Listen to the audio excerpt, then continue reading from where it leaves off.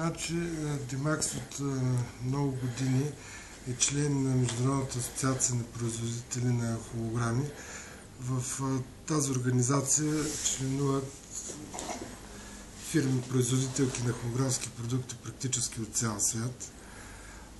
Всяка година въпросната организация организира конференция, на която се съдържа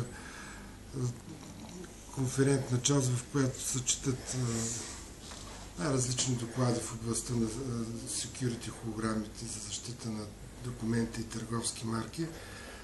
Както и към събитието има и нещо като малка изложба, на която различни производители показват свои продукти. В програмата на събитието е и нещо като годишен отчет за развитието на холографската индустрия по света, както и има така образува нещо като награден такъв ритуал, в който се обявяват най-добрите образци на холографски продукти, просто на холограми, на продукти, в които се използват холограми за защита на тези документи.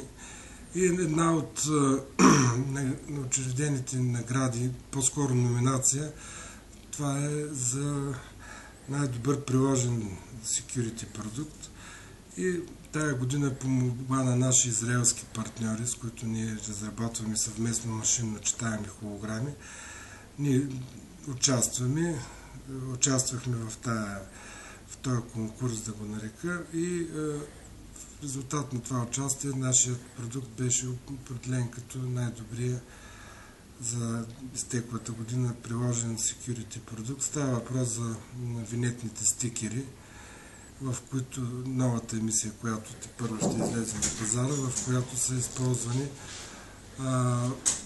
машинно читаеми холограми, което само по себе си е много високо ниво на защита.